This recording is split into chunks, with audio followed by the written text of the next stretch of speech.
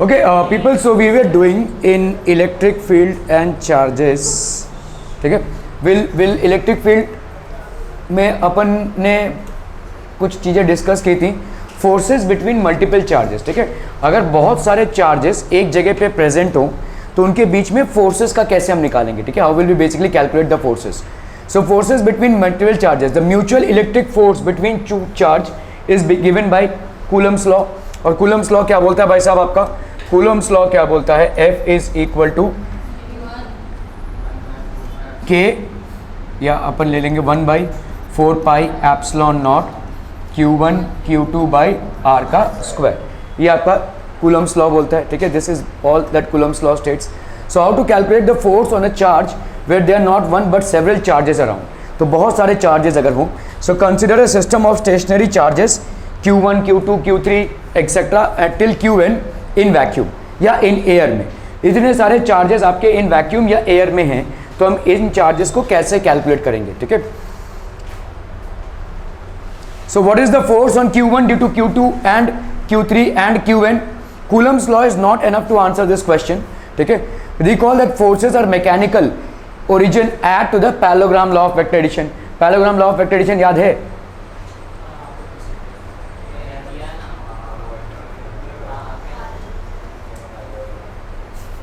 कि नहीं याद है. चलिए देख लेते हैं, कोई दिक्कत नहीं.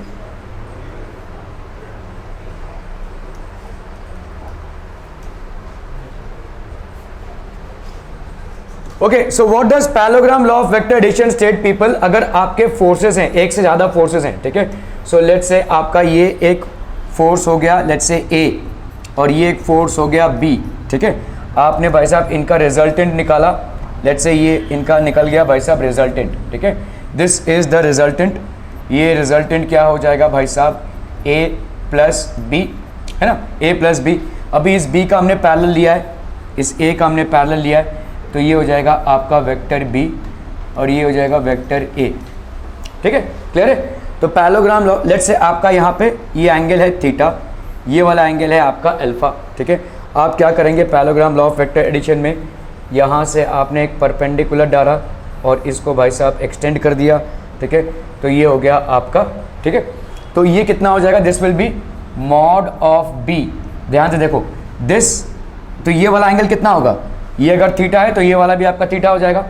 Base upon hypotenuse, base upon hypotenuse is equal to cos theta.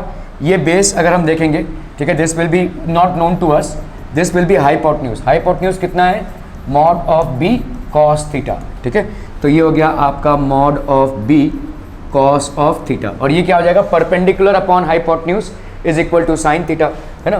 Perpendicular upon hypotenuse कितना होता है भाई साहब, साइन थीटा. तो परपेंडिकुलर की वैल्यू हो गई hypotenuse sine theta. So this will be mod of B sine theta. ये हो गया mod of B cos theta, ये हो गया आपका mod of B sine theta. ये जो रिजल्टेंट है इसमें हम ये पाइथागोरस थ्योरम लगा देंगे. तो R square this will be equal to this square plus this square, which means mod of B sine theta इसका स्क्वायर प्लस यहाँ पे कितना हो जाएगा बोलो, A plus mod of B, A plus mod of B cos theta इसका square. So this will be how much, B का square sine square theta plus A mod का स्क्वायर प्लस B मॉड का square cos square theta. ठीक है, plus plus यहाँ पे कितना हो जाएगा, 2 mod of A mod of B cos of theta. ठीक है, B square sine square theta plus यहाँ पे B square cos square theta. तो यहाँ पे क्या हो जाएगा, मॉड ऑफ B का square sine square theta plus cos square theta. और यहाँ पे कितना हो जाएगा बोलो, this will be mod of A का square plus 2 mod of A mod of B cos of theta. ठीक है, तो ऑब्वियसली ये हो जाएगा 1. सो this will be mod of A का square plus mod of B का square plus 2 mod of A mod of B cos of theta. ये हो गया आपका रिजल्टेंट का स्क्वायर. तो रिजल्टेंट क्या हो जाएगा, इसका अंडर रूट. ठीक है, ये सब हम वेक्टर्स में पढ़ चुके हैं. और क्या दूसरा है भाई साहब आपका, टैन अल्फा की बात करें, टैन अल्फा कितना हो जाएगा, mod of B sine theta upon ये पूरा देखो, ठीक है, that is a mod of A plus mod of B cos theta. तो आपका अल्फा का वैल्यू कितना हो गया, tan inverse of mod of B sine theta upon mod of A plus mod of B cos of theta. तो ये आपका parallelogram law of vector addition है। This is basically purely parallelogram law of vector addition. तो इस तरह से अगर आपके बहुत सारे फोर्सेस रहेंगे तो आप उन फोर्सेस को बेसिकली एसिमुलेट करके ये कैलकुलेट कर सकते हैं, ठीक है। So the mutual electric force between two charges is given by Coulomb's law, ठीक है। इसमें भाई साहब कूलम्स लॉ एप्लीकेबल हो जाएगा। अरे अरे अरे क्या चल रहा है। So experimentally it is verified that force on any charge due to a number of other charges is the vector sum of all the forces on that charge due to the other charges taken at a time। जैसे समझो यहाँ पे अगर कोई point है, ठीक है, यहाँ पे Q1 चार्ज है, यहाँ पे लेट्स से Q2 है, यहाँ पे भाई साहब Q3 है, यहाँ पे लेट्स से Q4 है, यहाँ पे लेट्स से Q5 है, ठीक है। अभी इस Q1 पे इस Q3 की वजह से एक फोर्स लगेगा, ठीक है, let's say we name this as F31। इस Q2 की वजह से एक फोर्स लगेगा, कैसे बना दिया मैंने, ठीक है, ये हो गया F21, ठीक है। इस Q4 की वजह से एक फोर्स लगेगा, ठीक है, इस Q5 की वजह से एक फोर्स लगेगा। सो इन सारे फोर्सेस को जब हम एक्ट करते हैं, ठीक है, other charges taken one at a time, the individual forces are unaffected due to the presence of other charges। तो इस Q2 पे, इस Q1 पे ये जो Q2 से फोर्स लग रहा है, this is independent of the force on Q1 due to Q4। क्या ये मामला समझ में आ रहा है? नहीं।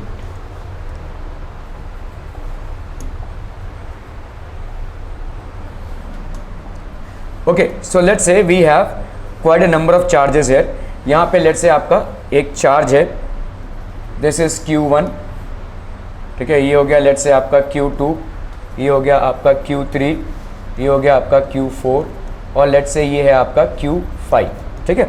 ओके, सो अभी हम चार्जेस की बात कर रहे हैं। यहाँ पे ये समझ लीजिए एक फोर्स लग रहा है इसका, ठीक है। तो ये क्या हो रहा है भाई साहब, दिस इज बेसिकली फोर्स, ठीक है, ऑन 5 ड्यू टू 1, ऐसा बोल सकते कि नहीं, फोर्स ऑन 5 ड्यू टू 1, ठीक है। ओके, ये दूसरा चार्ज क्या हो जाएगा, देखो यहाँ पे this is force on 5 due to 2, ऐसा बोल सकते कि नहीं, समझ लो यहाँ से फोर्स, ठीक है, ये वाला हो गया आपका फोर्स ऑन 5 ड्यू टू 4, ठीक है। तो ये हो गया आपका F force on 5 due to 4, ठीक है। ओके, और समझ लो यहाँ से ये हो गया Q force on 5 due to 4, 3 है, ठीक है, 3 बाकी है। चलिए भाई साहब 3 बाकी है, तो ये हो गया आपका force on, this will be force on 5 due to 3। ये सब आपके फोर्सेस हो गए, ठीक है। तो मैं यहाँ पे, हम यहाँ पे क्या बोलने की कोशिश कर रहे हैं, इस पॉइंट पे ये सारे फोर्सेस ऐड हो जाएंगे, ठीक है। और समझ लो force on 4 due to 5, force on 5 due to 4 will be independent on force on 5 due to 1। इसका इससे कोई लेना देना नहीं होगा, there is no corresponding relation to this, ठीक है। इसका इससे कोई लेना देना नहीं होगा, सारे फोर्सेस जो है तो ऐड होते जाएंगे, लेकिन इस फोर्स का इस फोर्स से कोई लेना देना नहीं, इस फोर्स का इस फोर्स से कोई लेना देना नहीं, इस फोर्स का इस फोर्स से कोई लेना देना नहीं। That is what is being explained in this law, ठीक है। तो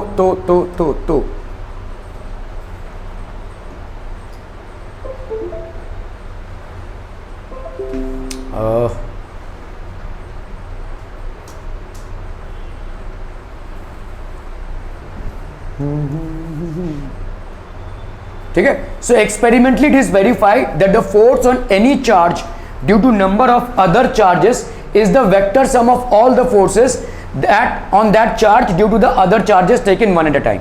अभी वेक्टर सम है, देखो, तो इन सारे फोर्सेस को हम एक्ट कैसे करेंगे या ऐड कैसे करेंगे, सिंपल है भाई साहब, देखो सिंपल, एकदम सिंपल सिंपल सिंपल सिंपल। तो जैसे यहाँ पे हम देख रहे थे भाई साहब ये सारे फोर्सेस हैं, ठीक है। अभी भाई इन तमाम फोर्सेस को हम ऐड कैसे करेंगे भाई साहब, तो ऐड क्या करना है वैसा, ऐड क्या करना है वैसा, टू यहाँ पे हमने बना दिया एक एक्स एक्सिस और यहाँ पे हमने बना दिया भाई साहब वाई एक्सिस, ठीक है। अभी यहाँ पे हम सारे फोर्सेस का कंपोनेंट्स ले लेंगे, तो इसका हो जाएगा F52 ये वाला इस तरफ कितना हो जाएगा, लेट्स से cos थीटा 1, ये हो गया आपका theta 1।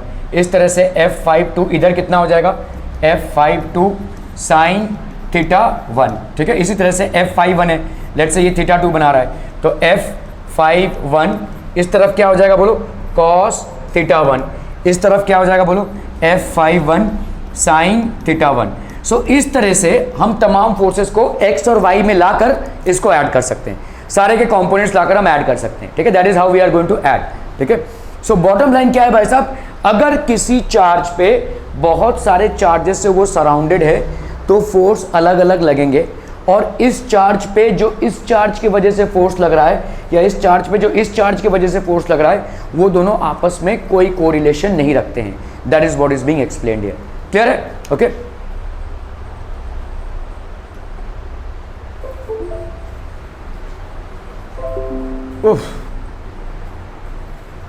Okay, so the individual forces are unaffected due to the presence of other charges. This is termed as the principle of superposition. Superposition मतलब क्या होता है, तमाम फोर्सेस आ रही हैं एक चार्ज पे, इसका मैंने इसमें कंपोनेंट निकाला, इसमें कंपोनेंट निकाला, ये वाले फोर्स का इसमें कंपोनेंट निकाला, इसमें कंपोनेंट निकाला, इन कंपोनेंट्स को हम ऐड करते जाएंगे, ठीक है। सुपर इंपोज कर जाएंगे, मतलब सारे फोर्सेस एक पॉइंट पे सुपर इंपोज मतलब ऐड होंगे, ठीक है।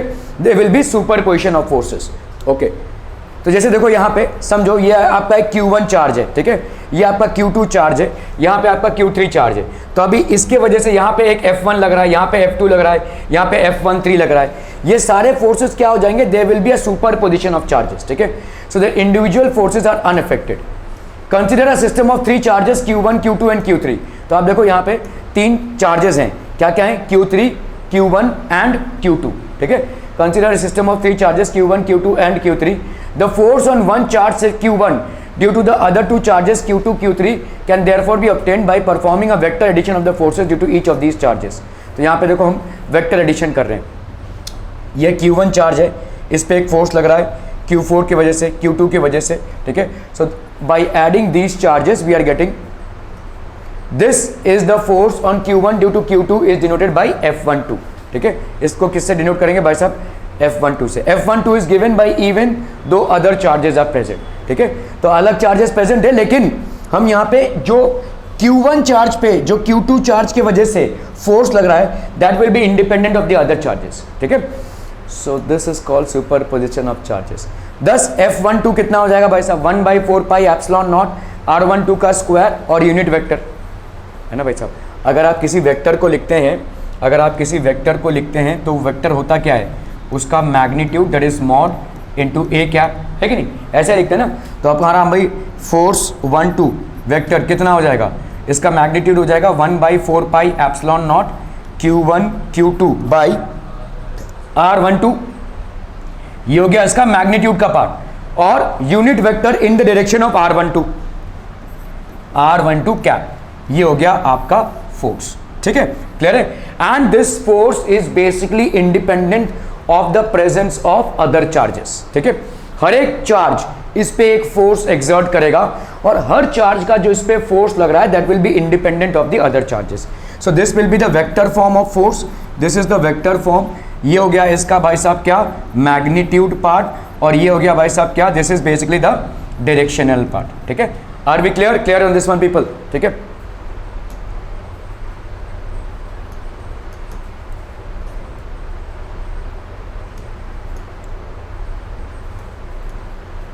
In the same way, the force on Q1 due to Q3 is denoted by F13, given by F13 will be 1/4 pi epsilon naught Q1 Q2 R square 13 into R13, ठीक है, which again is the Coulomb force on Q1 due to Q3 even though other charge Q2 is present। तो एक दूसरे के charge के presence से भाई साहब कोई फर्क नहीं पड़ता, ठीक है। आपके इंडिविजुअल फोर्सेस को आप कैलकुलेट करेंगे और उन फोर्सेस को आप सुपरपोज कर देंगे, you will be basically superposing those forces. Thus the total force acting on Q1 due to the 2 charges Q2 and Q3 is given by F12 and F13, ठीक है।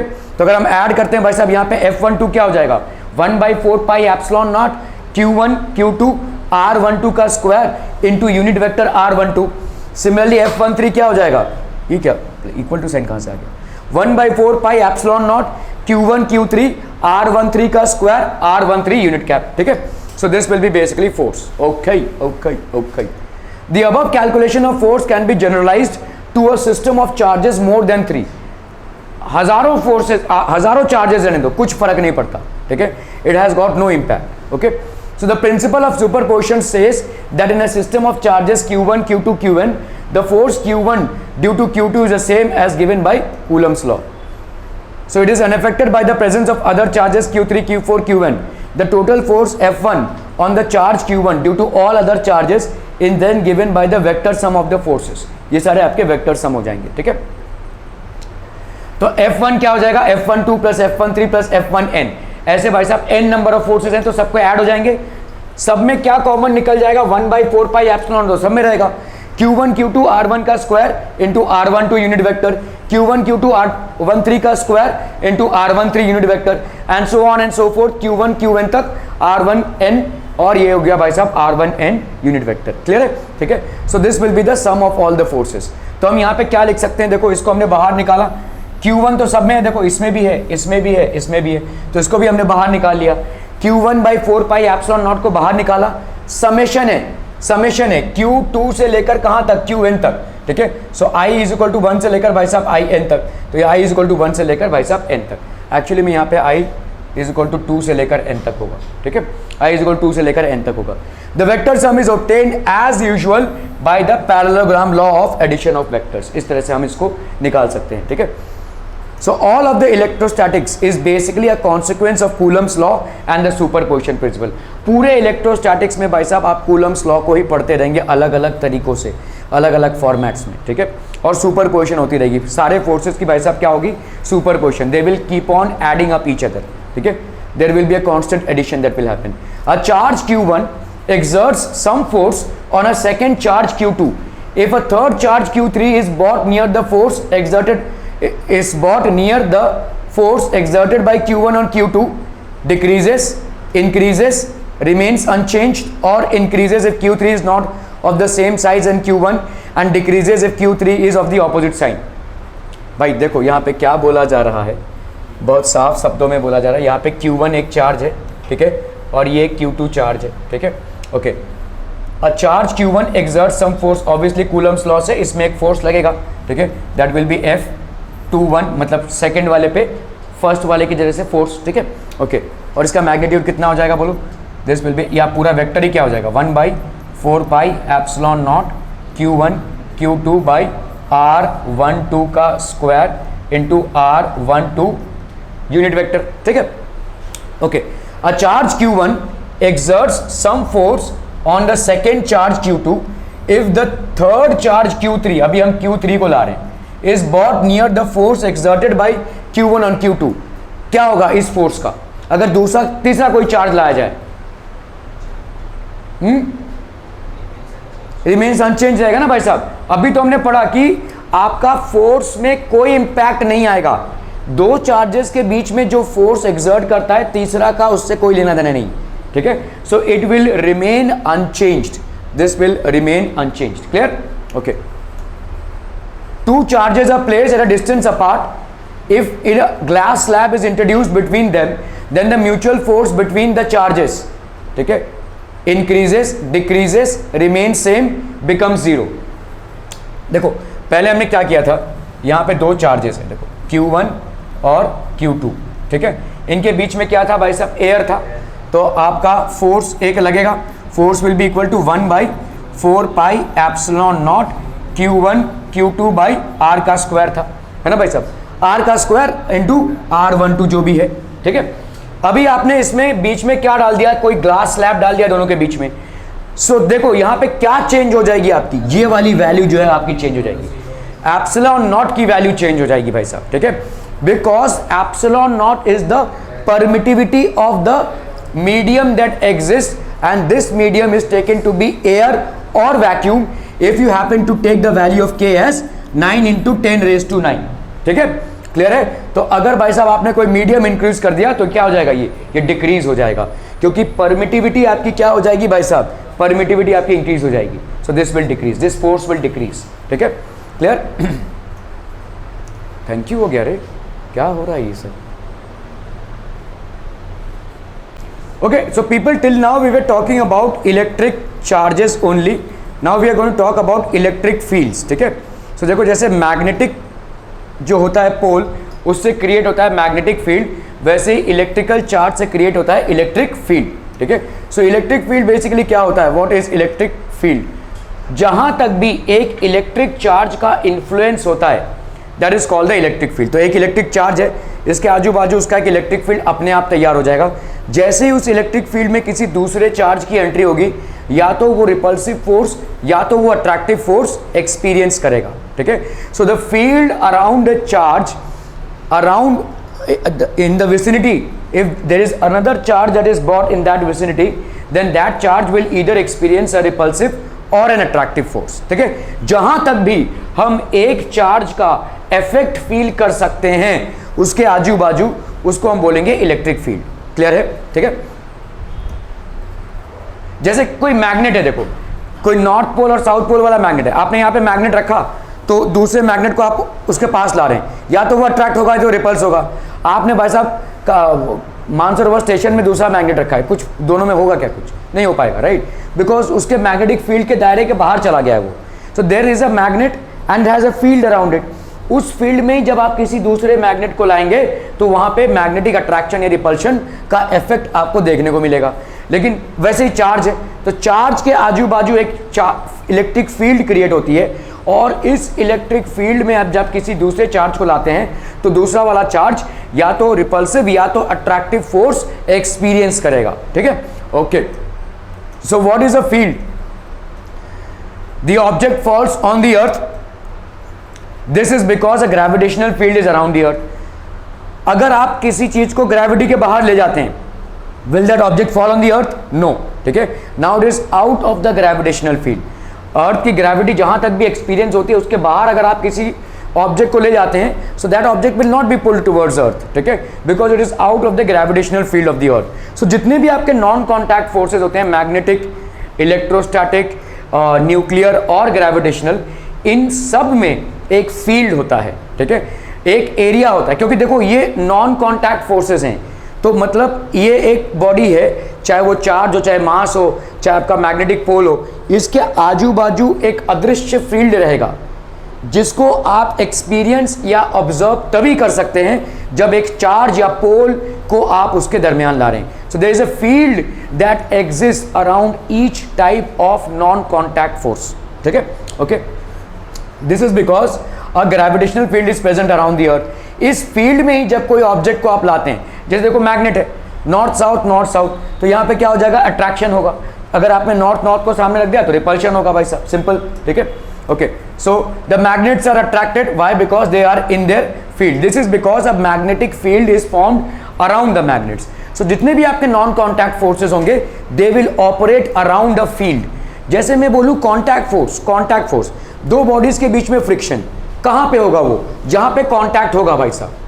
अगर दो बॉडीज के बीच में फ्रिक्शन है, जैसे आप चल रहे हैं, ठीक है, आप चलते चलते थक जाएंगे. क्यों?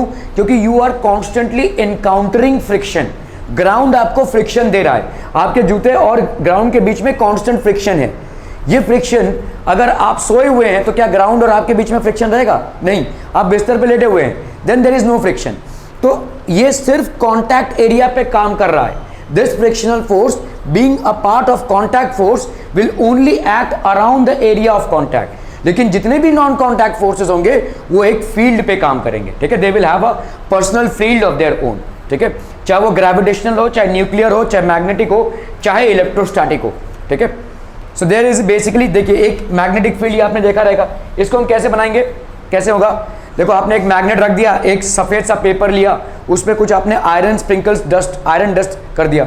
आप अगर मैग्नेट रखेंगे, अपने आप ये आयरन डस्ट ऐसे अरेंज कर लेगा. That is how you determine the field. ठीक है, सो एक मैग्नेट के आजू बाजू भाई साहब फील्ड हो गया. ठीक है, तो यहाँ पे देखो ये फील्ड कैसे जा रहा है, ऐसे टेव अंदर जा रहा है. ठीक है, यहाँ पे, और ये वाला फील्ड बाहर जा रहा है, तो इसलिए they will attract each other. Okay, so field is a space property.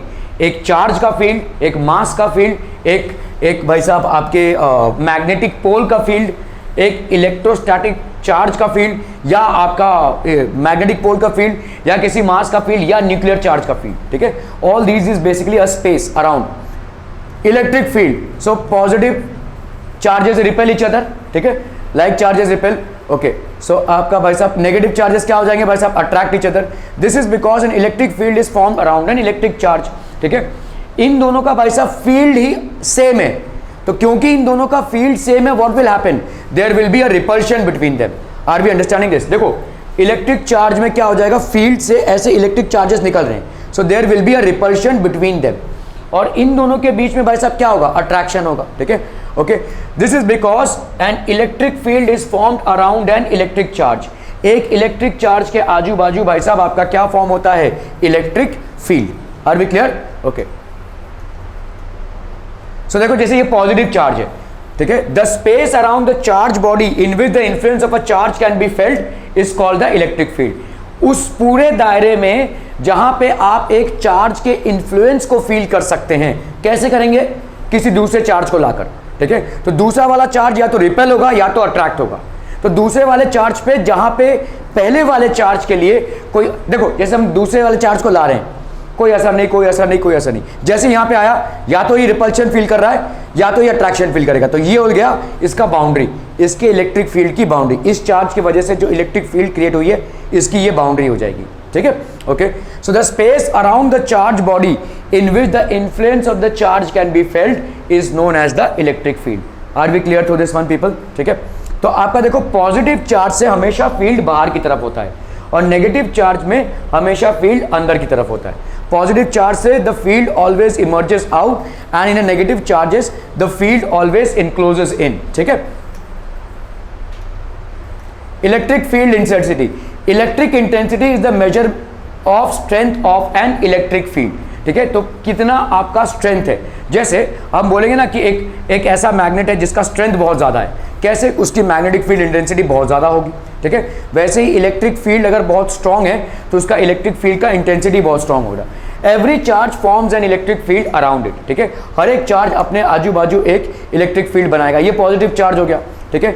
Electric intensity at any point is called an electric field is the force acting on a unit positive charge place at that point. अगर भाई साहब हम यहाँ पे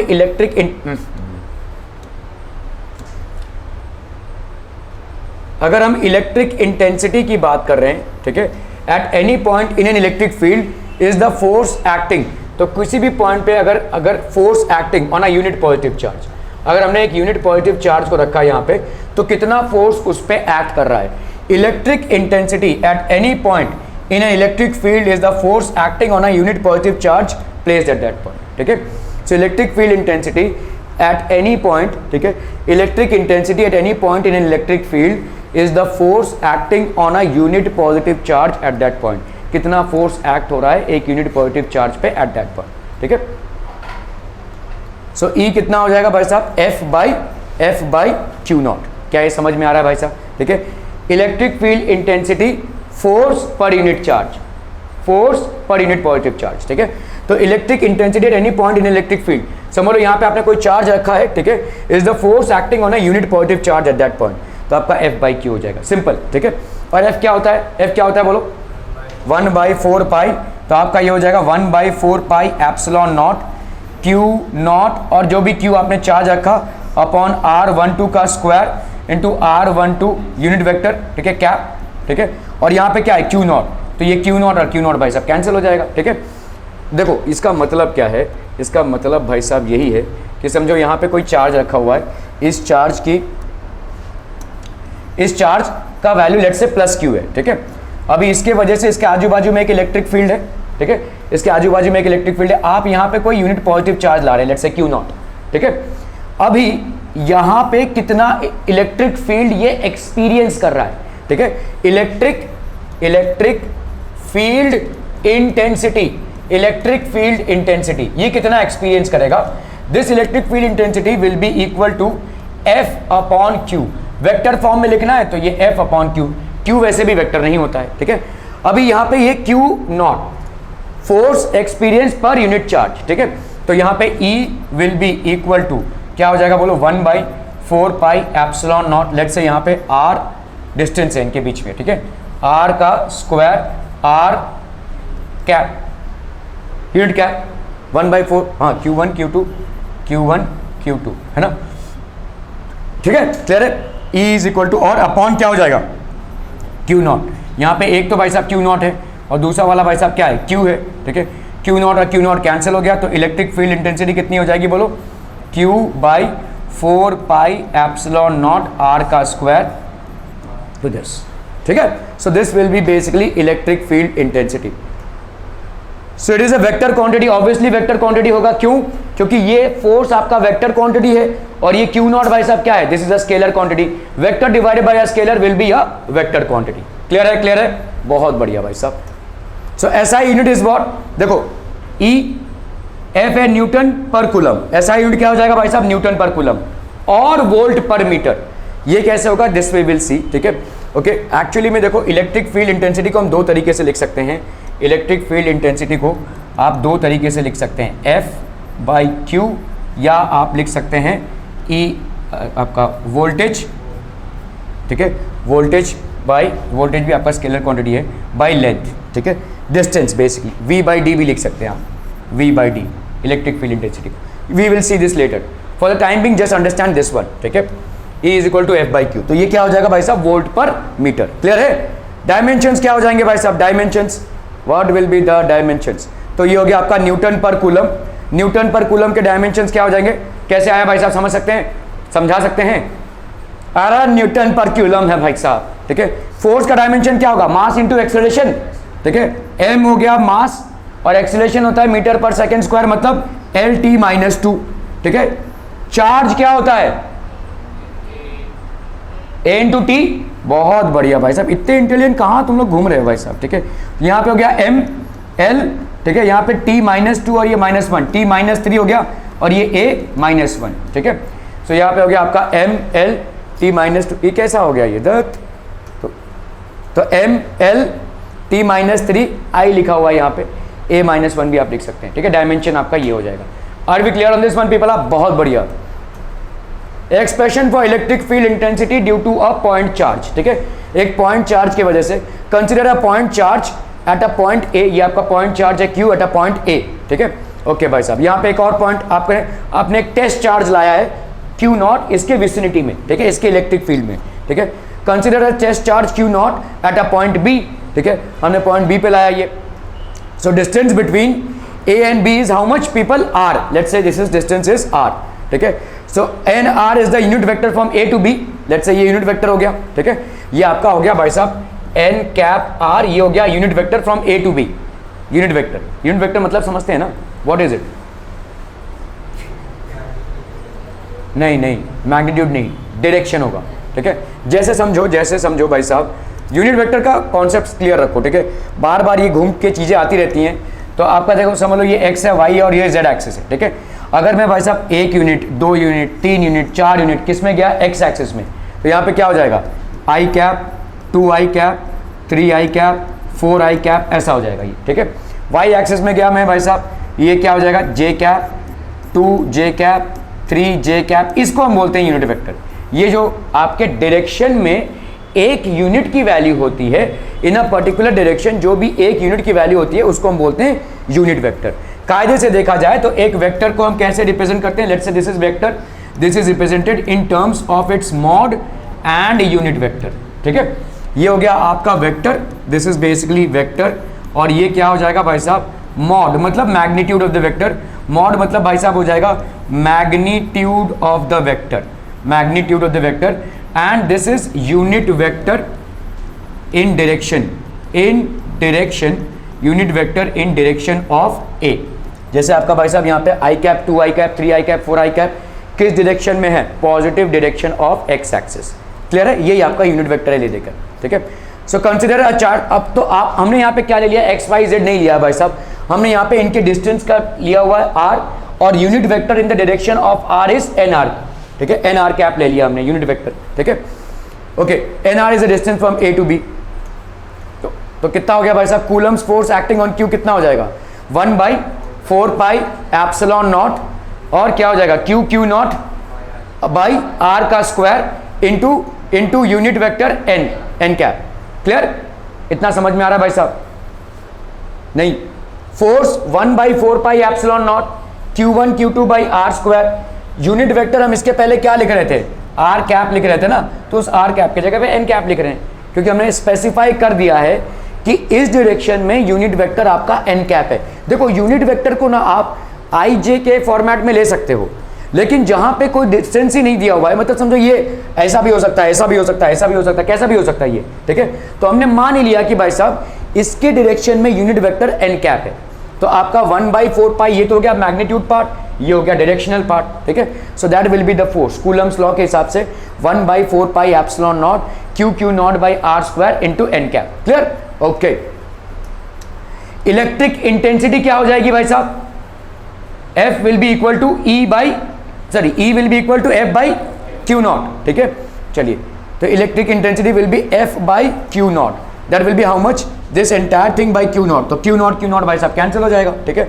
okay, so what we will have is this will be 1/4 pi epsilon naught Q by R square into N cap, ये Q naught आपका गायब हो जाएगा, ठीक है। सिंपल, समझ में आ रहा है? तो एक चीज जो गौरतलब है यहाँ पे वो ये है कि भाई साहब E और F दोनों का डायरेक्शन सेम है, क्योंकि दोनों का यूनिट वेक्टर सेम है, तो जो E का डायरेक्शन होगा वो F का डायरेक्शन होगा। वैसे भी इक्वेशन वाइज अगर आप देखोगे तो E एक वेक्टर, F भी एक वेक्टर, Q एक स्केलर है, तो ऑब्वियसली E अगर वेक्टर है तो उसका डायरेक्शन क्या होगा? जो F का डायरेक्शन होगा भाई साहब, ठीक है। तो इलेक्ट्रिक फील्ड इंटेंसिटी की डायरेक्शन हमेशा F के डायरेक्शन के साथ होती है, सेम होती है। Are we clear on this one people? Okay, so ये हो गया आपका E 1/4 pi epsilon naught Q by R square N, ठीक है। सिंपल याद रखिए, अगर आपको F मालूम है ना, कूलम्स लॉ, आराम से भाई साहब E निकाल सकते हैं, provided you know that E is equal to F by Q naught, ठीक है। मैग्नीट्यूड ऑफ इलेक्ट्रिकल इंटेंसिटी कितनी हो जाएगी? ये पार्ट देखो, ये वाला part, this is basically the magnitude part, this is the directional part. तो मैग्नीट्यूड कितना हो जाएगा भाई साहब? E is equal to 1/4 pi epsilon naught Q by R का स्क्वायर, ठीक है। The unit of electric field intensity भाई साहब क्या हो जाएगा? न्यूटन पर कूलम और वोल्ट पर मीटर दोनों हो जाएगा भाई साहब, okay. So both A and B will be the unit, okay. Which type of quantity is electric field intensity? Scalar, vector, tensor, none of these. Vector, अभी हमने देखा भाई साहब E का वेक्टर ही है वो, ठीक है। और वेक्टर मतलब मैग्नीट्यूड और डायरेक्शन दोनों होगा। मैग्नीट्यूड तो क्या हो जाएगा? 1/4 pi epsilon naught Q by R का square due to a charge Q at a point R away from it, इसका इलेक्ट्रिक फील्ड इंटेंसिटी हो गया। डायरेक्शन क्या हो जाएगा? Direction will be the same as that of force का direction, जो भी फोर्स का डायरेक्शन होगा, ठीक है। Okay, so this will be a vector part. Electric field intensity is also represented as, बोलो भाई साहब क्या हो जाएगा? F by Q, F by Q हो जाएगा कि नहीं? इलेक्ट्रिक फील्ड इंटेंसिटी अभी हमने देखा, so this will be F by Q. Electric field due to a system of charges, अभी हम देखेंगे भाई साहब सिस्टम ऑफ चार्जेस क्या क्या है, ठीक है। तो जैसे consider a system of charges Q1, Q2, Qn with position vectors R1, R2, Rn related to some origin, ठीक है। तो जैसे अगर आप देखोगे like the electric field at a point in space due to a single charge, electric field at a point in space due to a system of charges is defined to be the force experience by a unit test charge place at that point without disturbing the original position of these charges, ठीक है। मतलब आपको कितना force, ठीक है, electric field due to a system of charges. तो जैसे we can use the Coulomb's law and the superposition principle to determine this field at a point P denoted by the position vector R, ठीक है। सो जैसे समझो भाई साहब यहाँ पे एक पॉइंट है, ठीक है। सो लेट्स से आपका देखो यहाँ पे क्या हो रहा है, लेट्स से ये Q1 चार्ज है, ये Q3 चार्ज है, ये Q4 चार्ज है, ये Q2 चार्ज है, ठीक है। इस पॉइंट पे Q1 की वजह से इलेक्ट्रिक फील्ड हो गई E1, electric field that is F1 by Q होगा। इस पॉइंट पे Q3 का वजह से इलेक्ट्रिक फील्ड कितना हो गया? E3। इस पॉइंट पे Q2 की वजह से क्या हो गया भाई साहब? E2। Are we clear on this one people, ठीक है। अभी हमने देखा कि भाई साहब इलेक्ट्रिक फील्ड क्या है? एक वेक्टर है। वेक्टर को हम कैसे ऐड करते हैं? Parallelogram law of vector addition से। ये E1 वेक्टर, ये E2 वेक्टर, तो ऑब्वियसली ये वाला क्या हो जाएगा? इसका resultant, that will be the resultant, ठीक है, parallelogram law of vector addition से। तो E1 और E2 को ऐड कर लिया। अभी हम क्या करेंगे भाई साहब? इसके साथ E1 और E2 के साथ E3 का निकालेंगे, तो ये वाला आएगा इसका रिजल्टेंट, ठीक है। फिर मतलब E1 ये हो गया, ये वाला रिजल्टेंट हो गया ना आपका, ये वाला आपका रिजल्टेंट हो गया। तो आप समझ लो E3 के साथ इसको ऐड कर लो भाई साहब, यहाँ पे इसका रिजल्टेंट ये आएगा, फिर आप इसके साथ इसका रिजल्टेंट निकालोगे। ऐसा ही आप parallelogram law of vector addition से आप E1, E2, E3 करते करते फाइनल तक पहुँचोगे, ठीक है। सो देखिए यहाँ पे क्या आ गया, देखो पहले आपने क्या किया, इसका रिजल्टेंट निकाला, फिर क्या किया भाई साहब आपका, आपने ये और ये वाले का ये रिजल्टेंट निकाला, ठीक है, दिस इज द रिजल्टेंट, ठीक है, and finally you get this. So electric field at a point Q, Q1 at R1 is given by this, है ना भाई, electric field is given, electric field E1 eight a point P, और ये वाला point कितना distance पे है, R1P distance पे है, ठीक है, तो E1 is equal to 1/4 epsilon naught Q1 by R1P का स्क्वायर इंटू R1P, ठीक है, okay. Similarly when R1P is an unit vector in the direction from Q, तो ये यूनिट वेक्टर है इस डायरेक्शन में, ठीक है. In the same manner electric field E2 क्या हो जाएगा भाई साहब, इसका value 1/4 epsilon not Q2 by R2P into R2P, ठीक है, okay. Similarly, R2P is the unit vector. तो R2P क्या हो गया भाई साहब, this is a unit vector in the direction from Q2 to P and R2P is the distance between Q2 and P, ठीक है. इसी तरह से भाई साहब similar expression hold for all these, ठीक है. सो इस तरह से हम ऐड करते जाएंगे. By the superposition principle the electric field P at any point due to system of charges क्या हो जाएगा भाई साहब, ER will be equal to E1R plus E2R plus ENR. ऐसे हम ऐड करते जाएंगे इनको. तो आप देखो 1/4 epsilon not, 1/4 epsilon not, 1/4 epsilon not, सब में से कॉमन निकाल लोगे भाई साहब, ठीक है. तो ER this will B Q1/4 epsilon naught, Q1 सब में कॉमन आ जाएगा, ठीक है, और यहाँ पे क्या आ जाएगा, I इज इक्वल टू 1 से लेकर N तक, ठीक है. So this is how, same जैसा फोर्स का आप करते जा रहे हैं वैसे इलेक्ट्रिक फील्ड को करोगे, ठीक है. Physics significance of electric field. Electric field basically होता क्या है, is an elegant way of characterising the electrical environment of a system of charges. एक सिस्टम ऑफ चार्जेस है, उसके आजू बाजू जो इलेक्ट्रिकल एनवायरनमेंट होता है उसको हम बोलते हैं भाई साहब इलेक्ट्रिक फील्ड से कनेक्ट करते हैं, ठीक है. So let's say electric field at a point in the space around the system of charges tells you the force of a unit positive test charge would experience if place at that point. तो अगर मैं बोल रहा हूं कि भाई साहब एक सिस्टम ऑफ चार्जेस है, ठीक है, देखो इसको समझो, तो समझ लो भाई साहब ये यहां पे भाई साहब बहुत सारे चार्जेस, ठीक है, Q1 Q2 Q3 भरे भरे चार्जेस हैं यहां पे, ठीक है. अभी जैसे ही आप एक पॉजिटिव चार्ज को यहां पे लाते हैं तो उस पे जो फील्ड एक्सपीरियंस होता है, electric field is a characteristic of the system of charges and is independent of the test charge that you place at the point to determine the field. At a point in the space around a system of charges tells you the force that a unit positive charge would experience if placed at that point.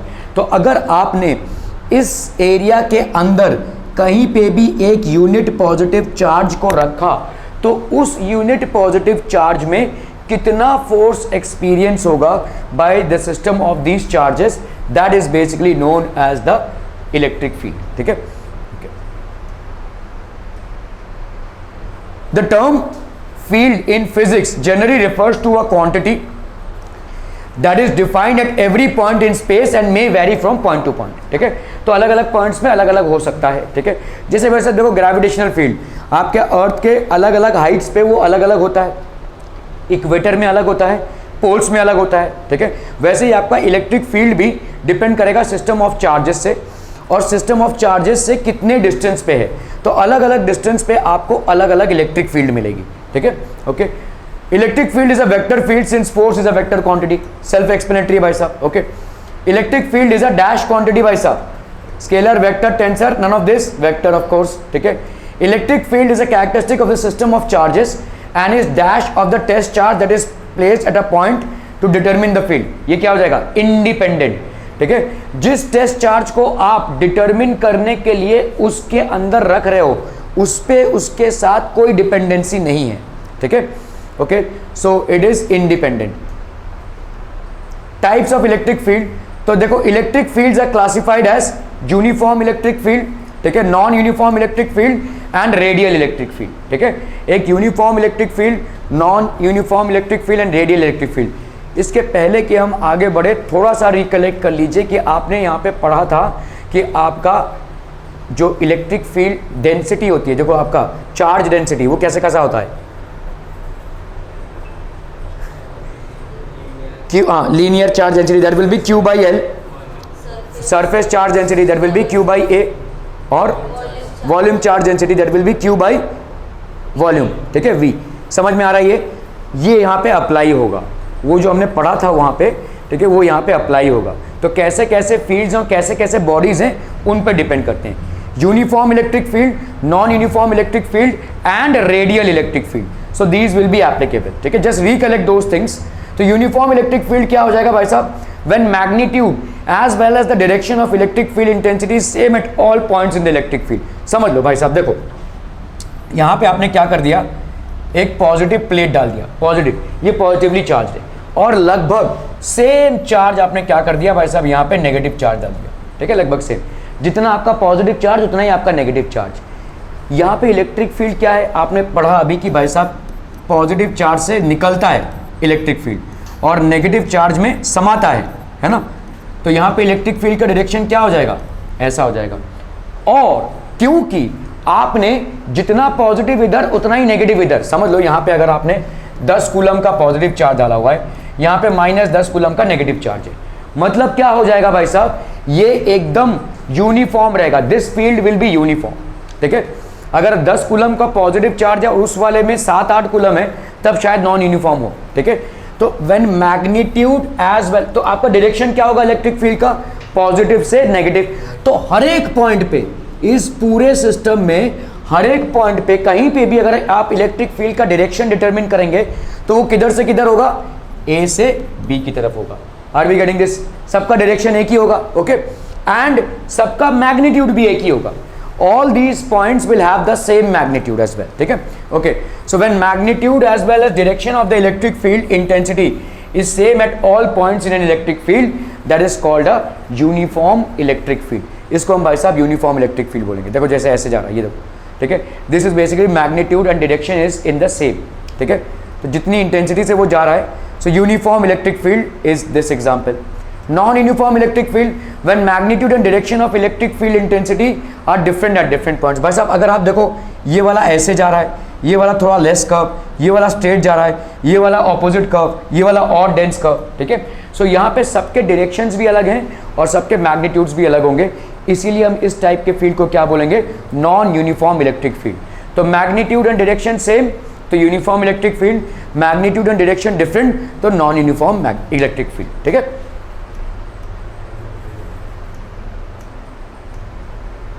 Radial electric field, ठीक है, जो देखो जो radius बनाता हो, समझ लो कोई point charge है तो वो ऐसे ऐसे ऐसे रेडियस बनाएगा ना भाई साहब, तो इस तरीके के फील्ड को हम क्या बोलेंगे, रेडियस, रेडियल इलेक्ट्रिक फील्ड। ठीक है, जो रेडियस है, the field is directed towards और away from the fix point. जैसे समझो एक पॉइंट है, ये प्लस, ठीक है, यहां से अवे ऐसा फील्ड जा रहा है। ठीक है, और अगर माइनस है तो टुवर्ड्स, अगर माइनस है तो टुवर्ड्स। ठीक है, बट ले देके अगर आप देखोगे तो एक रेडियस ही तो बना रहा है, so this is called radius electric field, towards और away.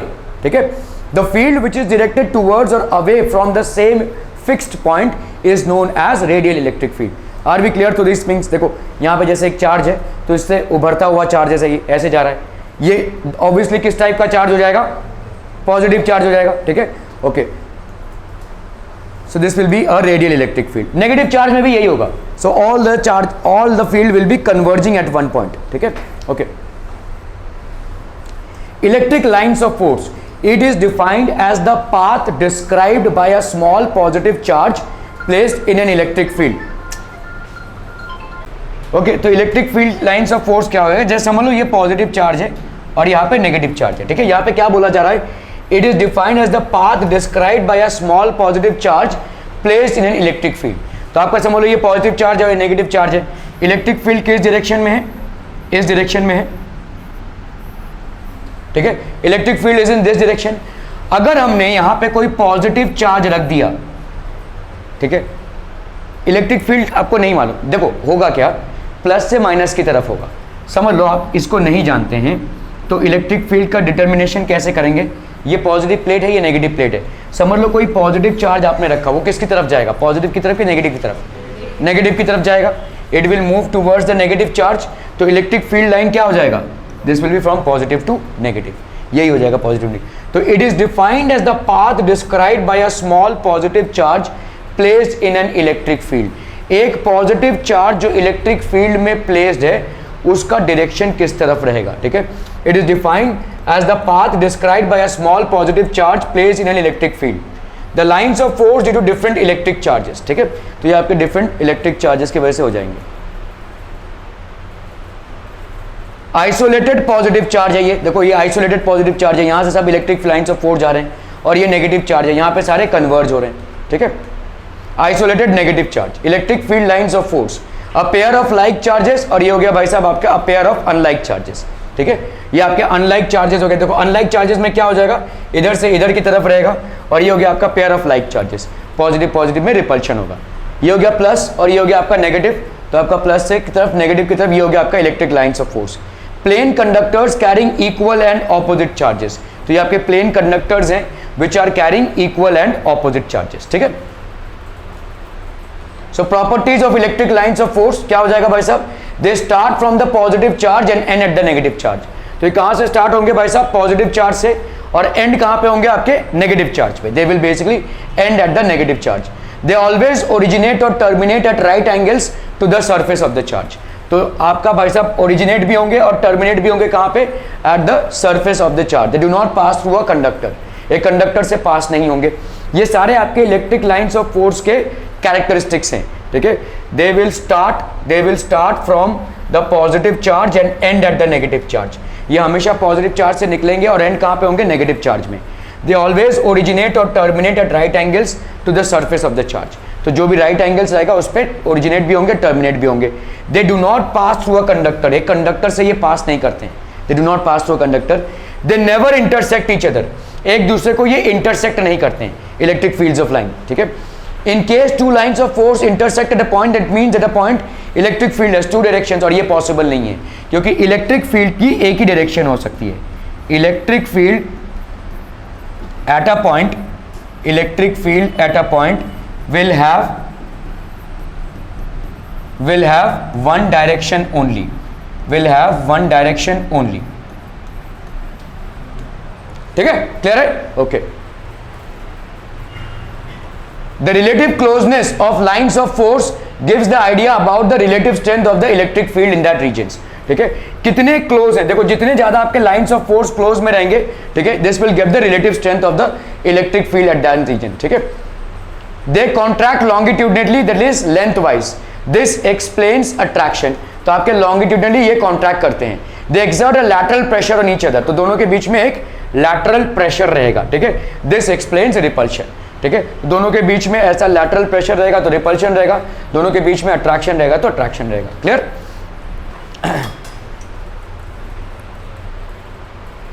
The electric lines of force is the path followed by free positive charge, negative charge, arbitrary charge, zero charge. क्या हो जाएगा भाई साहब, electric lines of force positive charge, ठीक है। Electric lines of, अभी तो पढ़ा भाई साहब, यहाँ पे दो पैरेलल प्लेट्स हैं, लेट्स सो पॉजिटिव है और ये आपका नेगेटिव है। हमको कैसे मालूम चलेगा कि इलेक्ट्रिक लाइंस ऑफ फोर्स किधर से किधर की तरफ है। आप एक पॉजिटिव चार्ज को बीच में डाल दो, पॉजिटिव चार्ज का मूवमेंट जिस तरफ होगा वही होगा electric lines of force. But obvious सी बात है कि पॉजिटिव पॉजिटिव को रिपल्स करेगा और पॉजिटिव नेगेटिव पॉजिटिव को अट्रैक्ट करेगा, तो ये पॉजिटिव चार्ज का मूवमेंट किस तरफ होगा, इस तरफ होगा। यही इलेक्ट्रिक लाइंस ऑफ फोर्स का भी भाई साहब मूवमेंट हो जाएगा, ठीक है। So what is this, the electric lines of force is the path followed by free positive charge. एक फ्री पॉजिटिव चार्ज को अगर आप इलेक्ट्रिक फील्ड में डाल देते हैं तो उसका जो मूवमेंट होगा that will be basically the electric lines of force. Which type of electrical field is present in an isolated point charge? Radial, circular, elliptical and hyperbolic. क्या हो जाएगा भाई साहब, ठीक है, radial. At which angle to the surface of the charge the electric lines of force always originate and terminate? ठीक है, they will always originate and terminate at 90 degree. Electric dipole. Okay, now देखो dipole क्या होता है। Dipole जैसे magnetic pole होता है north और साउथ पोल से, वैसे ही इलेक्ट्रिक डाइपोल होता है। अगर समझो यहाँ पे प्लस क्यू चार्ज है और यहाँ पे माइनस क्यू चार्ज है और इन दोनों के बीच में कोई डिस्टेंस है 2a का, तो ये हो जाएगा electric dipole. This is basically an electric dipole, ठीक है। ये हो गया आपका plus Q charge and minus Q charge separated by a distance 2a, that is called electric dipole. So आपके ये दो पोल्स हो गए, two equal and opposite charges separated by a finite distance form an electric dipole. तो इन दोनों के बीच में अगर फाइनाइट डिस्टेंस होगा, ऐसा नहीं कि भाई साहब इनफाइनाइट, ये एक वाशी में है और एक पनवेल में है, ऐसा नहीं होगा। They are separated by a finite distance, छोटा सा डिस्टेंस है, मेजरेबल डिस्टेंस है दो इलेक्ट्रिक चार्जेस के बीच में, that will basically constitute a dipole. तो आपका डाइपोल का रिक्वायरमेंट क्या है, दोनों इक्वल चार्जेस होने चाहिए एंड ऑपोजिट चार्जेस होने चाहिए। मतलब आपने अगर एक +5q लिया हुआ है तो दूसरा वाला क्या होना चाहिए, -5q, equal and opposite charges, one will be positive and the other one will be negative. Two equal and opposite charges separated by a finite distance form an electric dipole। ठीक है, ये आपका equal and opposite charges -q + q, 2l, ये हो गया आपका axial, ठीक है, इक्वेटोरियल। तो आपका डाइपोल मोमेंट कितना हो जाएगा, product of magnitude of any one charge and the distance between them. कोई एक चार्ज उठा लो, जैसे q या -q, -q में माइनस नहीं लगेगा, ठीक है। तो आपका डाइपोल क्या हो जाएगा, q इंटू लेट से 2l। अभी आप बोलोगे ये 2l का क्या चक्कर है, लेंथ लेना है तो l लो, 2l क्यों ले रहे हैं, 2l हम इसलिए ले रहे हैं क्योंकि हमारे कुछ कैलकुलेशंस इस इक्वेटोरियल लाइन पे होंगे। अगर इक्वेटोरियल लाइन पे होंगे तो ये वाला कितना डिस्टेंस हो जाएगा, ये l और ये वाला भी l, इसीलिए हम हमेशा 2l लेते हैं, ठीक है। तो 2l लेने का मतलब क्या है, 2l लेने का मतलब है 2 के फैक्टर में आप ले रहे हैं ताकि आप उसको प्रॉपर्ली l और l में डिवाइड कर सकें, ठीक है। P = q × 2l। तो product of magnitude of any one of the charge and the distance between them, उनके बीच में डिस्टेंस कितना होगा, ठीक है, that is called the dipole moment. Dipole moment आपका भाई साहब एक वेक्टर क्वांटिटी है, P = q × 2l, q × 2l हो जाएगा ये, ठीक है, ये एक वेक्टर क्वांटिटी है। डाइपोल मोमेंट का भाई साहब क्या हो जाएगा, this will be basically what, P = q × 2l। q की वैल्यू क्या हो जाएगी, q is basically current = charge upon time. तो आपका q क्या हो जाएगा, I × t, है ना भाई साहब। तो यहाँ पे I × t हो गया, ये IT, और ये हो जाएगा आपका कितना, 2 का तो डायमेंशन हम लेते नहीं है, l, ठीक है।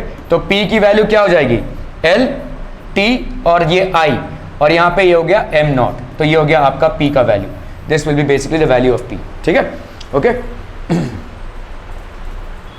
ये एक वेक्टर कौन, torque acting on an electric dipole in a uniform electric field. तो समझ लो ये एक इलेक्ट्रिक फील्ड है। अभी देखो टॉर्क क्या होता है, ठीक है, जैसे समझ लो ये है, इसको अगर मुझे घुमाना हो तो यहाँ पे एक फोर्स अप्लाई कर रहे हैं और यहाँ पे एक फोर्स, तो इसकी वजह से ये घूम रहा है। Torque is basically a force which is experienced, ठीक है, both of these forces will be in opposite direction. कहाँ सोच रही हो इतना डीपली, इतना सोचोगी तो दिमाग फट जाएगा भाई साहब, ठीक है, ओके। तो समझो यहाँ पे इलेक्ट्रिक फील्ड है, देखो इलेक्ट्रिक फील्ड, ठीक है, क्लियर है, समझ में आ रहा है ये। और इस इलेक्ट्रिक फील्ड में भाई साहब हमने क्या रख दिया है, एक डाइपोल को रख दिया है, ठीक है। ध्यान से देखना, यहाँ पे डाइपोल मतलब एक होगा आपका पॉजिटिव चार्ज और एक होगा आपका नेगेटिव चार्ज, सेपरेटेड लेट से बाय अ डिस्टेंस 2l। अभी देखो ये कैसे टॉर्क क्रिएट करेगा, ठीक है। अगर इलेक्ट्रिक फील्ड का डायरेक्शन ये है तो भाई साहब बताइए मुझे कि यहाँ पे पॉजिटिव चार्ज किस तरफ होगा, positive charge definitely will be on this direction and negative charge will be in this direction, ठीक है, क्लियर है। पॉजिटिव को क्या करेगा, रिपेल करेगा, तो ये किस तरफ जाएगा, इस तरफ जाएगा, है ना, तो ये भाई साहब इस तरफ जाएगा, क्लियर है, पॉजिटिव को, और नेगेटिव पॉजिटिव को अट्रैक्ट करेगा, तो ये किस तरफ जाएगा, इस तरफ जाएगा। मतलब समझ में आ रहा है कैसे फोर्स लग रहा है, इस पे ऐसे वाला फोर्स लग रहा है, तो ये ऑब्वियसली क्या हो जाएगा, घूम जाएगा, ठीक है, this will produce a torque. ये इलेक्ट्रिक फील्ड है, देखो इस पे पॉजिटिव चार्ज पे इस तरफ फोर्स लगेगा, इस पे इस तरफ, तो ये क्या हो जाएगा, घूम जाएगा। तो torque acting on an electric dipole in a uniform electric field, ये एक इलेक्ट्रिक डाइपोल हो गया और ये इलेक्ट्रिक फील्ड हो गया, that is basically torque acting on अ। तो यहां पे फोर्स किस तरफ लग रहा है, इस तरफ, यहां पे फोर्स किस तरफ लग रहा है भाई साहब, इस तरफ, ठीक है। तो force into perpendicular distance, force into perpendicular distance कितना हो जाएगा भाई साहब, AC। तो torque will be equal to Q into E, Q into E, that is QE into भाई साहब, तो इतना कितना हो जाएगा, देखो AC बाई 2l। क्या समझ में आ रहा है, नहीं आ रहा, भक्त कुछ नहीं समझ में आ रहा है, ओके। तो देखो टॉर्क की वैल्यू क्या होती है, फोर्स इंटू परपेंडिकुलर डिस्टेंस। यहाँ पे देखो ये फोर्स है, इस पे लग रहा है, और इसका परपेंडिकुलर डिस्टेंस इस C से, ठीक है, इस परपेंडिकुलर डिस्टेंस देखो AC जो है, मैं यहाँ पे ये फोर्स इस डायरेक्शन में लग रहा है, फ्रॉम द पॉइंट C इसका परपेंडिकुलर डिस्टेंस कितना हो जाएगा, AC। फोर्स लग रहा है कहाँ पे, A पे, और इस ए का परपेंडिकुलर डिस्टेंस इस पॉइंट सी से कहां तक है, ए सी, ठीक है। So this will be force into perpendicular distance, that is force into A C. अभी फोर्स क्या होगा बोलो, देखो electric field E is equal to F by Q, है कि नहीं। तो भाई साहब F को हम क्या लिख सकते हैं, QE लिख सकते हैं। तो ये हो गया भाई साहब फोर्स की जगह पे आपने QE लिख दिया। अभी आते हैं हम AC पे, ठीक है। अभी देखो ये AC है, ये कितना है, एक डाइपोल है which is of length 2L, और लेट से ये BC के साथ थीटा एंगल बना रहा है, मतलब हॉरिजॉन्टल के साथ ये थीटा एंगल बना रहा है, ठीक है, क्लियर है। तो आप देखो यहां पे AC बाई AB, ठीक है, AC by AB, AC by AB, ये क्या हो जाएगा, परपेंडिकुलर बाई हाइपोटेन्यूज, है ना, perpendicular by hypotenuse, and that's going to be how much people, sine theta. तो मतलब AC की वैल्यू क्या हो गई भाई साहब, AB साइन थीटा, और AB की वैल्यू क्या है, मॉड ऑफ AB की वैल्यू 2L, है कि नहीं, 2L sine theta. Are we clear. तो इस AC की जगह पे हम क्या लिख सकते हैं बोलो, इस AC की जगह पे 2L साइन थीटा लिख सकते हैं, बोलो बच्चा party. Are we clear on this one people, ठीक है। तो ये हो गया आपका 2L sine theta. Torque will be equal to Q 2L into E sine theta. तो टॉर्क की वैल्यू क्या हो जाएगी भाई साहब, ठीक है, 2L साइन थीटा। तो हम इसी को देखो, अभी आप ध्यान से देखो, आपने देखा डाइपोल मूवमेंट कितना होता है भाई साहब, Q इंटू 2L होता है। तो ये Q इंटू 2L हो गया आपका dipole movement, that is P, ये हो गया E, और ये हो गया आपका sine theta. So this is called torque, ठीक है। सो torque experienced bye a body, और रादर अ डाइपोल, बॉडी नहीं बोलेंगे, dipole, torque experienced bye a dipole which is placed in an electric field of E will be equal to PE sin theta, PE sin theta। Are we clear to this one people? समझ में आ रही है, clear है, clear है, okay. So maximum, अभी देखो यहां पे आपका टॉर्क का वैल्यू क्या हो जाएगा, this will be PE sin theta। अभी इस टॉर्क की मैक्सिमम वैल्यू कब होगी, देखो P तो फिक्स्ड है आपका, Q इंटू 2L, E भी आपका इलेक्ट्रिक फील्ड, ये भी आपका फिक्स्ड है, ठीक है। अगर कोई मैक्सिमम या मिनिमम कंडीशन होगी वो सिर्फ इसके वजह से होगी, ठीक है। तो थीटा की वैल्यू में आपको मैक्सिमम साइन थीटा की वैल्यू कब मिलती है, साइन 90, ठीक है।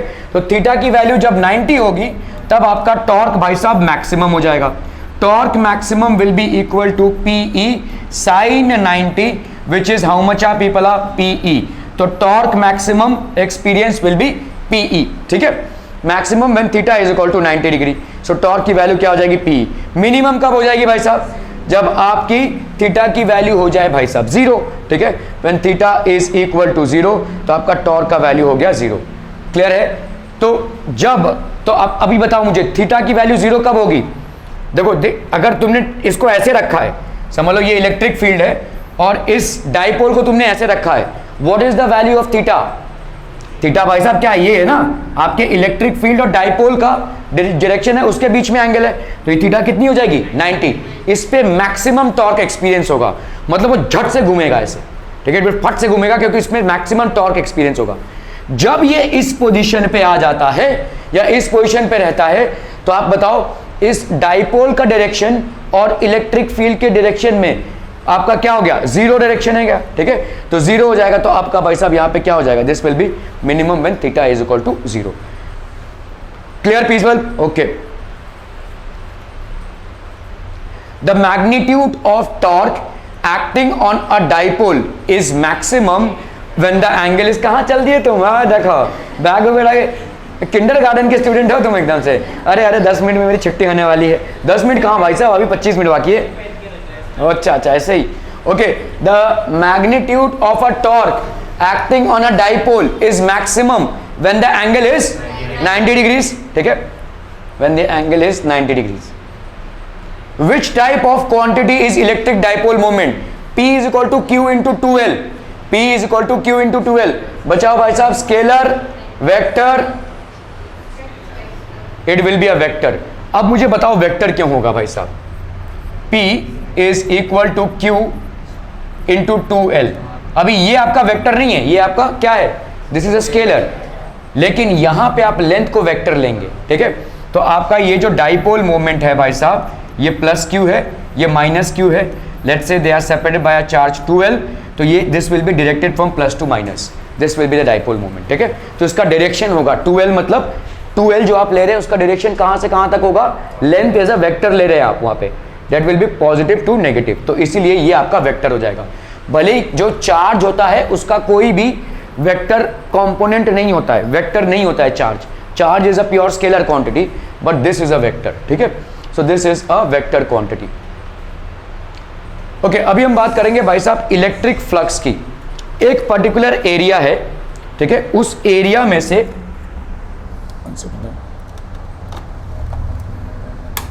एक पर्टिकुलर एरिया है, उस एरिया में से कितने लाइंस ऑफ फोर्स पास हो रहे हैं, that is called the flux, ठीक है। So the number of lines of force, electric lines of force that are passing per unit area is called the electric flux, ठीक है। तो अभी देखो चिंटू सा एक एरिया है, इसमें से कुछ इलेक्ट्रिक लाइंस ऑफ फोर्स जा रहे हैं, एक बड़ा सा एरिया है उसमें बहुत सारे इलेक्ट्रिक लाइंस ऑफ फोर्स जाएंगे, तो ये हो जाएगा आपका इलेक्ट्रिक फ्लक्स, ठीक है, that is called the electric flux.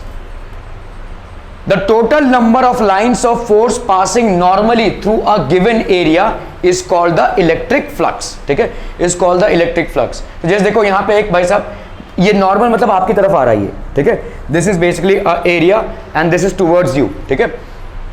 So this is called electric flux. अभी समझ लो इसके एक हमको ds एरिया लेना पड़ेगा, d5 will be equal to ds, ठीक है, upon e, ds into e cos theta, ठीक है। देखो होता क्या है, समझ लो ये एक एरिया है, ठीक है, अभी इस एरिया को समझ लो एक टाइल है, ठीक है, अगर मैं टाइल को ऐसे 3D में उठाऊं ऊपर, तो ये हो जाएगा इसका एरिया वेक्टर। अभी आप बोलोगे एरिया वेक्टर कहां से हो गया, एरिया क्या होता है, लेंथ इनटू ब्रेथ, या पाई आर स्क्वायर, या pi R L, whatever, it will have no direction, right. But अगर आप समझ लो इस टाइल को मैं ऐसे इमेजिन कर रहा हूं कि मैं इसे ऊपर खींच रहा हूं, ठीक है, सो ये क्या हो जाएगा, एक वेक्टर की तरफ, तो आपका एक जबरदस्ती का आप डायरेक्शन इंपोज कर रहे हैं इसमें, ठीक है। तो अगर समझ लो ये कोई एरिया है, दिस इज एन एरिया, इसको आप ऊपर खींच रहे हैं, तो ये हो जाएगा आपका ds एरिया हो गया, ये this will be basically a vector. अभी ये एरिया को आपने वेक्टर मान लिया, समझ में आ रहा है ये, ठीक है। तो किसी भी एरिया पे जब आप नॉर्मल, ठीक है, समझ लो इसको अगर ऊपर ही ऐसे नॉर्मल है, ऐसे नहीं ले जाना है इसको, या ऐसे नहीं ले जाना है, बराबर नॉर्मल में ले जाना है इसको, तो इसको हम बोलेंगे एरिया वेक्टर, ठीक है। तो what is area vector, area vector is basically a vector which is of the area taken and perpendicular to it, perpendicular to the surface area, ठीक है। इस टाइल को अगर मैं खींच के निकालूं और ऐसे निकालूं, तो ये जो वेक्टर बनता जा रहा है, that is called the area vector, this is known as the area vector. Are we clear to this one people, समझ में आ रहा है ये, ठीक है।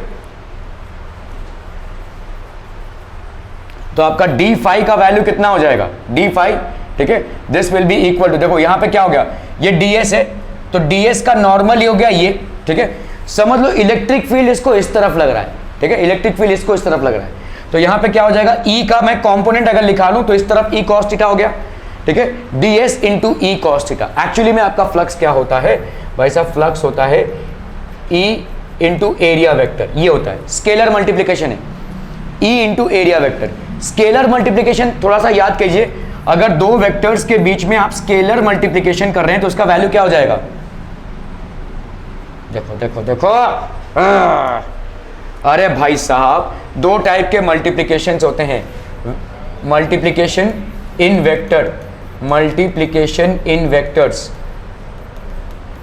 क्या क्या हो जाएंगे भाई साहब आपके, दिस विल बी स्केलर, एक हो गया आपका स्केलर मल्टीप्लीकेशन, दूसरा हो गया आपका वेक्टर मल्टीप्लीकेशन, ठीक है। स्केलर मल्टीप्लीकेशन में क्या होता है भाई साहब, स्केलर मल्टीप्लीकेशन में let's say a into B है, तो ये क्या हो जाएगा, mod of a into mod of b, और ये हो गया cos थीटा, क्लियर है, this will be scalar multiplication. और vector multiplication a into b, that will be mod of a into mod of b sine of theta, और ये unit vector, unit vector in the direction, clear है, समझ में आ रहा है। इसका रिजल्टेंट आपको वेक्टर देगा, इसका रिजल्टेंट आपको स्केलर देगा। तो हमारा जो ये जो फाई निकाला है आपने, that will be equal to E into A. अभी देखो ये जो फाई है ये खुद स्केलर है, लेकिन this is a product of vector E और वेक्टर A।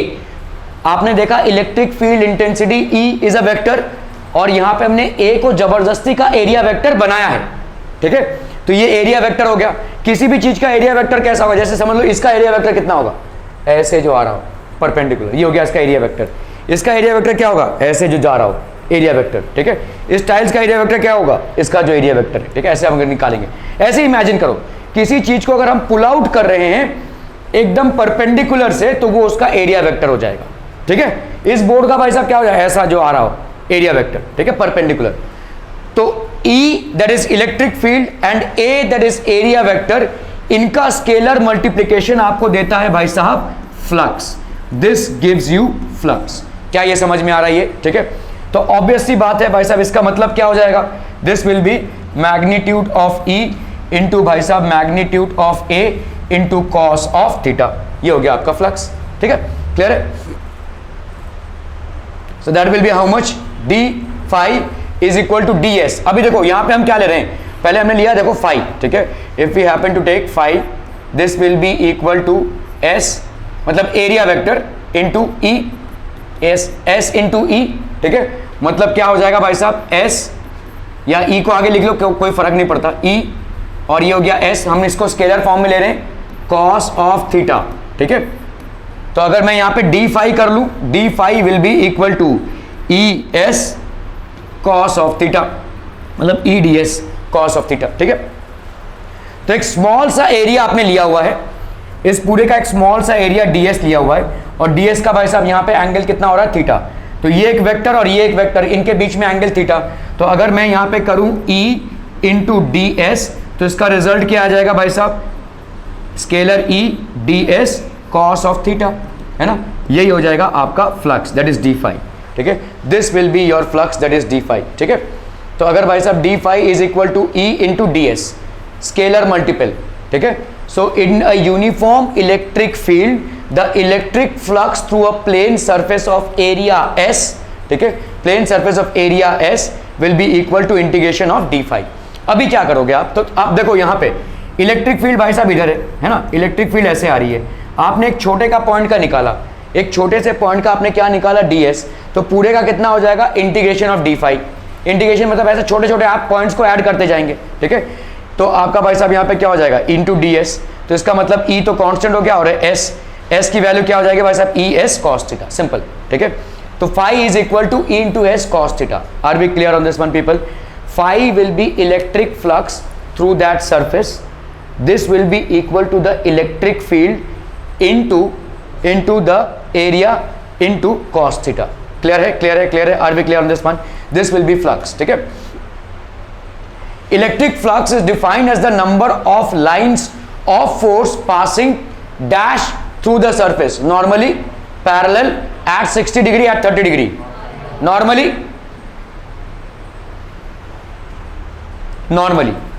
क्यों, क्योंकि भाई साहब ये एरिया पे डिपेंडेंट है, और एरिया को आपने क्या लिया हुआ है, वेक्टर फॉर्म में लिया हुआ है। मतलब एरिया को जैसे ही आप वेक्टर फॉर्म में लोगे तो मतलब उससे परपेंडिकुलर ही निकल रहा है। इसका अगर मुझे वेक्टर मतलब समझ लो इतने का एरिया का वेक्टर निकालना है, तो ये ऐसे आ रहा है ये चीज, ठीक है। That is basically called the area vector, ठीक है, okay. Electric flux is an elementary area defined as the product of area and field. कौन सा product, scalar product. Scalar product में क्या होता है, a into B will be equal to A B cos theta, ठीक है। So this will be basically scalar product. Thank you, हो गया इतनी जल्दी के हट जाए।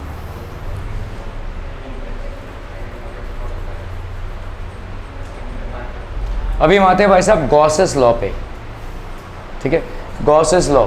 तो गॉसेस थ्योरम बेसिकली है क्या, देखो, the total electric flux through any closed surface is equal to 1 by epsilon times the net charge enclosed by the surface.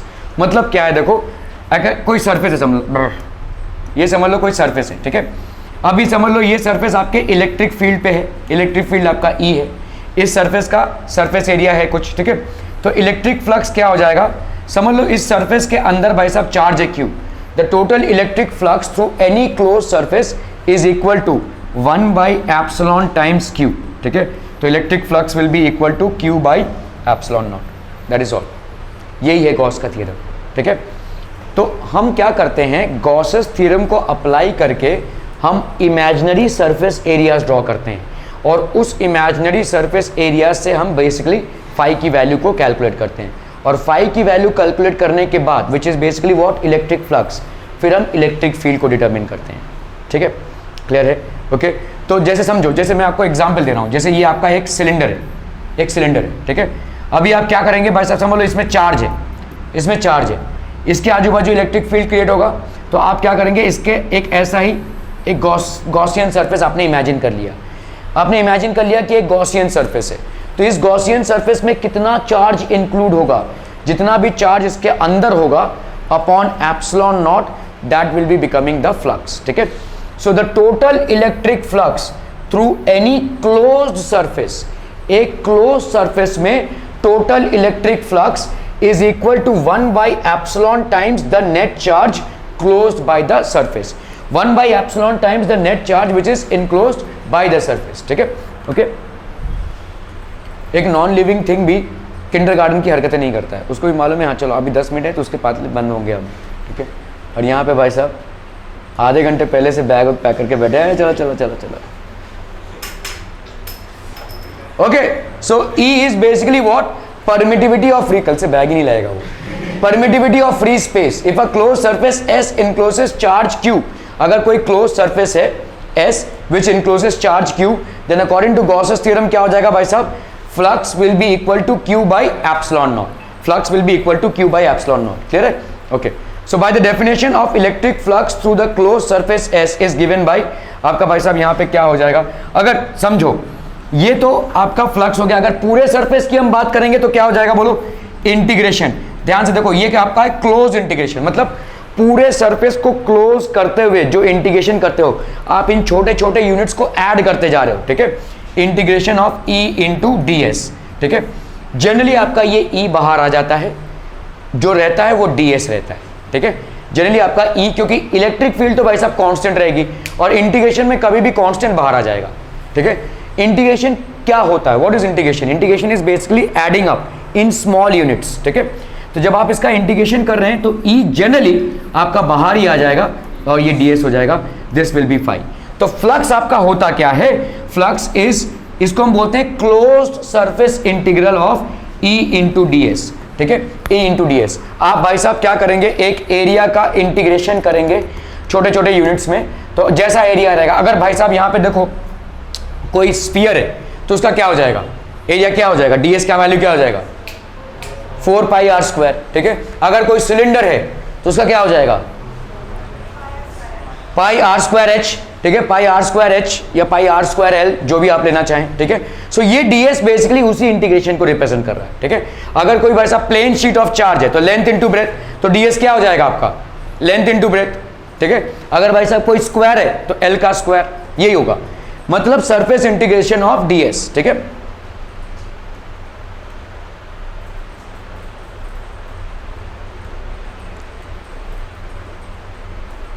so consider a point charge q inside a closed surface A as shown in the figure। ठीक है, तो आपका भाई साहब यहाँ पे क्या हो जाएगा, imagine a sphere B of small radius r with charge q at the center of the sphere।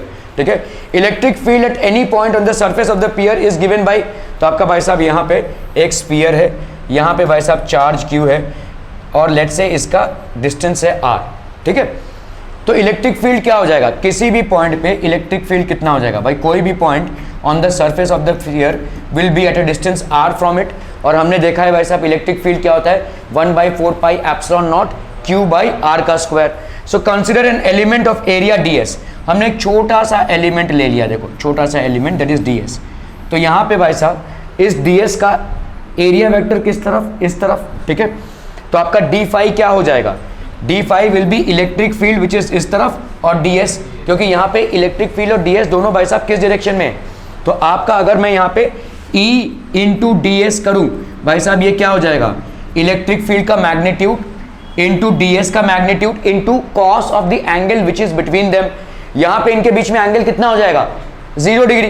भाई साहब E भी इस तरफ, ds भी इस तरफ, तो 0 डिग्री का एंगल हो गया, और कॉस ऑफ 0 क्या होता है, cos of 0, so that will B E ds। ठीक है, सो ये हो गया आपका E ds।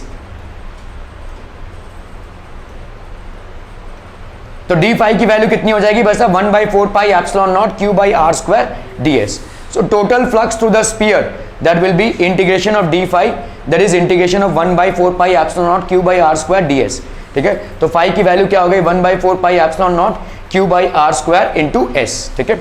Are we clear? 4 pi cancel भाई साहब, तो यहाँ पे कितना आ गया क्यू बाई एप्सिलॉन नॉट। समझ में आ रहा है भाई साहब? डेरिवेशन, एक स्पीयर है उसके अंदर एक चार्ज है क्यू, हमने कोई एक बहुत स्मॉल सा एलिमेंट लिया यहाँ पे, तो आपका यहाँ पे ये डिस्टेंस है आर, इस चार्ज के वजह से इस पॉइंट पे सरफेस पे कितना इलेक्ट्रिक फील्ड हो जाएगा 1/4 pi epsilon naught Q by R का स्क्वायर, और इस इलेक्ट्रिक फील्ड की डायरेक्शन रेडियली आउटवर्ड है।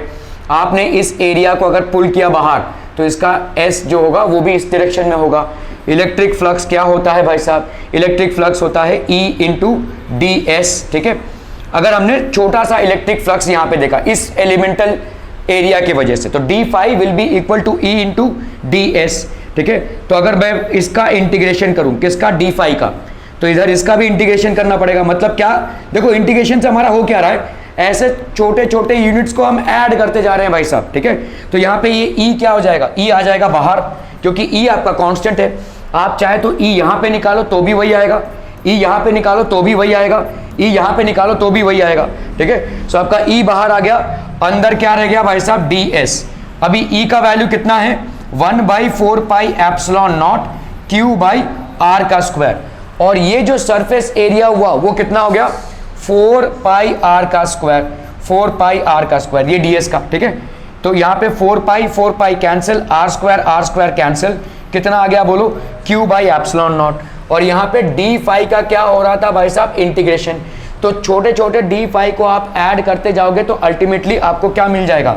फाई। तो phi will be equal to Q by epsilon naught. तो कोई अगर सरफेस है आपके पास जिस सरफेस के अंदर आपका चार्ज है क्यू, तो इस क्यू की वजह से जो आपका ये फ्लक्स आएगा that will be equal to Q by epsilon naught, 1/एप्सिलॉन नॉट टाइम्स ऑफ क्यू, ठीक है। क्लियर है? Okay, thank you so much for your time.